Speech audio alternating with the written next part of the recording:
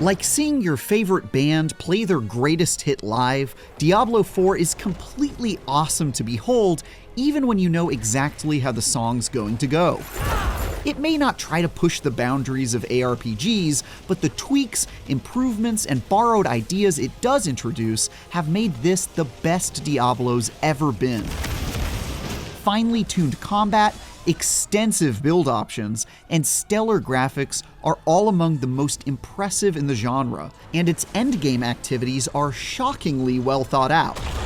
A weak story and some irritating bugs do occasionally throw a wet blanket over the fires of hell, but the 80 hours I've spent in Sanctuary have still been overwhelmingly positive, and even after all that demon slaying, I'm excited to play a whole lot more. Break the chains and discover who you were meant to be. Break the chains. Diablo 4 largely succeeds at modernizing the depths of hell enough to finally match its more recent ARPG peers, like Path of Exile or Lost Ark. You and up to 3 friends are once again sent on an endless string of exciting dungeon crawls where mastering your abilities and optimizing your DPS are generally more important than an engaging story or explaining the insane diarrhea of flickering lights that currently occupies the screen.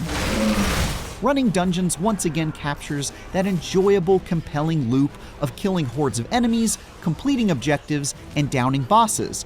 And doing side quests to learn more about the world's lore is usually a very good time too. I hope you've lined your pockets with healing drops. If you were hoping Diablo 4 would shock the ARPG world with massive innovations to the genre, however, you're likely to be disappointed in that regard. Blizzard mostly seems content to play it safe by making smart but unsurprising changes to the ARPG formula, with things like more customizable skill trees and more diverse playstyles between classes.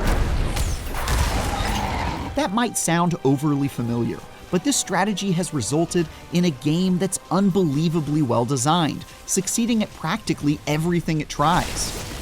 Diablo 4's story probably isn't going to win any awards, but it's still a massive step in the right direction compared to its predecessor. The quest to find and stop Lilith, daughter of one of the primevals of hell, after she unleashes her fury upon Sanctuary, serves as a fantastic kicking off point.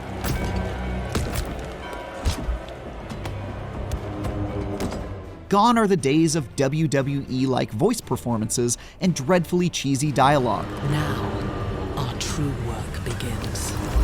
The Queen of Succubi is one of the most complex villains the series has ever seen, with motivations that even made me question the justness of my own cause. And now, all that you might have been has been stolen from me. But before you get any real payoff for what's expertly set up in the first act, you'll spend most of the next 4 going on tangentially related errands with more filler than a packing peanut factory. We're not here to collect. The result is an interesting but disjointed story, which is a real shame, because anytime Lilith is on screen, it's engrossing stuff, but she's largely hidden behind a curtain waiting for the final act of the campaign, with a payoff that then doesn't stick the landing. This can't be. The ending does at least nicely set up a whole host of possibilities for Diablo 4's inevitable updates and expansions, but it's hard not to feel let down by what this story could have been.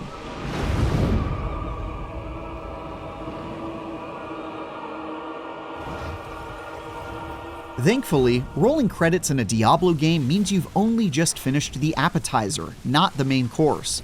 When it comes to the things that really matter, like combat, build crafting, hunting for gear, and especially the endgame, Diablo 4 absolutely knocks it out of the park. All 5 character classes are a ton of fun to play as. The rogue darts around to deal extreme damage in an exhilarating high-risk, high-reward trade-off. The sorcerer creates horrifying cocktails of destruction, like this disgusting lightning build I brewed up to stun everything around me constantly. The necromancer raises and manipulates the corpses of fallen enemies to carry out their foul desires. The barbarian is an expert in all forms of Hulk smashing, who can charge forward to destroy everything in their path. and the druid uses their Animorph abilities to wail on demons, with probably the most build diversity of any class. Gear substantially affects the paths you might choose to take a character down. For example, you might get a magical pair of pants that heal you when standing close to enemies, warranting a shift in your build from slaying enemies from afar to something close quarters. Or maybe, like me, you'll get devilishly lucky when you find a weapon that sometimes casts 2 lightning spells for the price of 1, leading to some absolute mayhem. Trying out new builds and experimenting with powerful equipment is one of the best parts of Diablo 4. I spent most of my time on my sorcerer, where I continuously discovered new and extremely rude ways to be the best glass cannon I could be, like equipping an ice shield that froze enemies for the sin of attacking me to remove said shield. The variety of systems available to optimize your character are so numerous that it can be pretty dizzying at first, even for a Diablo veteran like me. But when properly mastered, this is easily one of the best build crafting toolboxes of all time. Whether it's the dense skill trees, the endgame Paragon boards and powerful glyphs that can be upgraded and socketed into them, the plethora of loot options across various world tiers and rarity levels, the gems and vendor upgrades you can use to make that equipment even better, or the fact that gear perks can be tweaked to optimize them for a certain build. Blizzard seems to have thought of just about everything. And all that control meant I never came close to feeling like my time wasn't being respected when a loot drop didn't happen to go my way.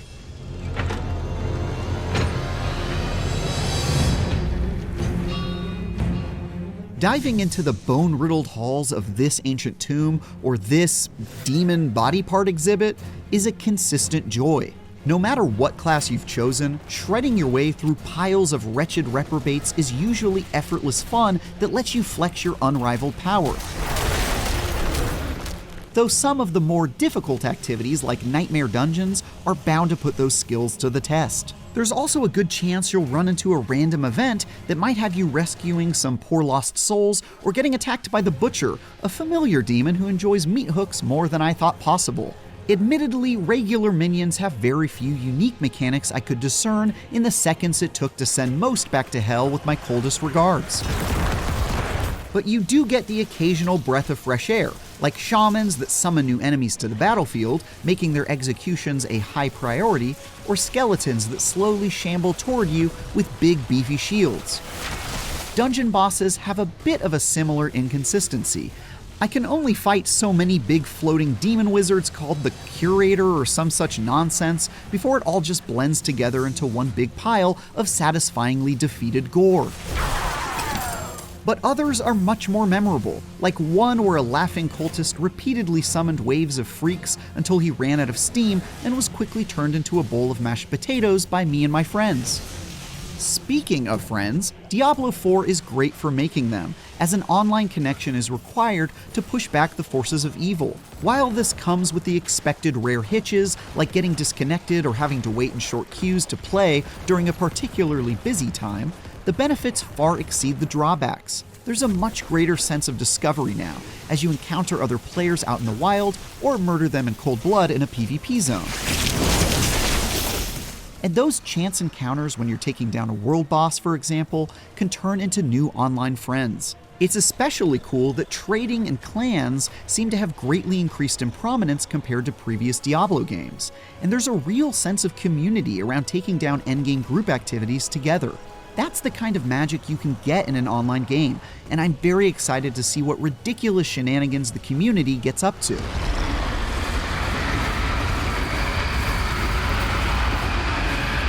Optimizing your build and coordinating with your squad means nothing if there aren't endgame activities waiting to be conquered. And Diablo 4 has quite possibly the best day one endgame experience I've seen. Once you've beaten the campaign, you'll be able to run bounties for the extremely creepy Tree of Whispers, which spawns new activities infinitely in exchange for high-level loot drops. Doing so at higher world tiers also gives you keys to nightmare dungeons, which are more challenging versions of existing levels that add crazy stuff, like an invincible crystal that magically chases you while you fight souped-up enemies. I was around level 43 when I finished the campaign, but at level 50, you'll also be ready to tackle the first Capstone Dungeon, a mostly by-the-numbers dungeon that serves as a power check to unlock the third world tier, and which grants access to a variety of new activities and loot drop ranks. One completely awesome addition are Helltide events, which cause blood to rain from the sky in certain zones and uber-deadly enemies swarm everywhere. Killing them and collecting nonsensically named aberrant cinders without dying allows you to open special chests that are positively crammed with sacred loot, like this. But PvP is possibly the endgame activity with the longest tail.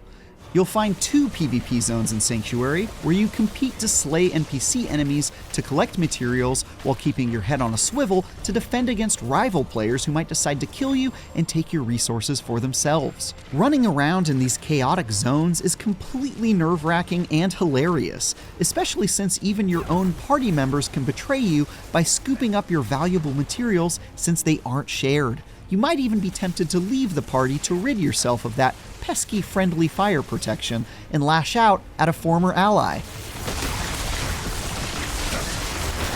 Then at level 70, you get another Capstone Dungeon to unlock the final world tier for even better loot, and there's yet another final endgame dungeon designed for level 100 characters after that. The treadmill of things to conquer is so well designed, I didn't want to get off even when I felt like I had seen 95% of what was on offer. The whole time you work towards the max level of 100, you're earning Paragon points to make your character even more deadly against your increasingly formidable foes, which serve as a carrot to keep grinding your way through Tree of Whisper bounties, Helltide events, and PvP zones.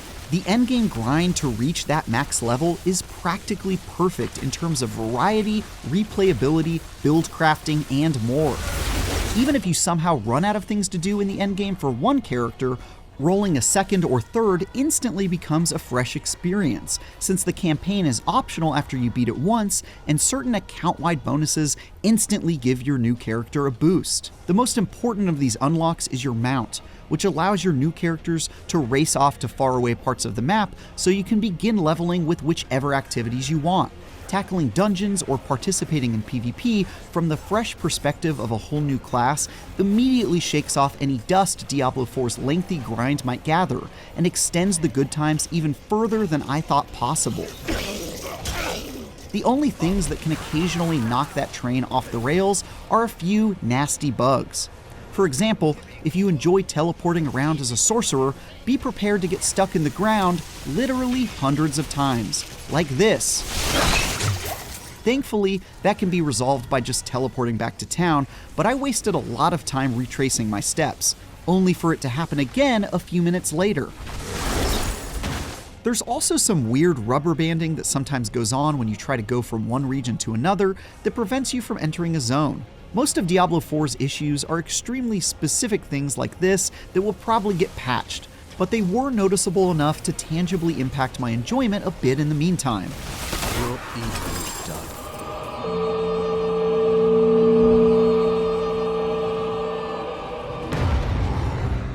Diablo 4 is a stunning sequel with near-perfect endgame and progression design that makes it absolutely excruciating to put down. The story is disappointing, despite still being a noticeable improvement over Diablo 3, and there are some annoying bugs that need squashing, but the combat, the loot game, and both the sights and sounds of this world are impressive enough to smooth over those rough edges.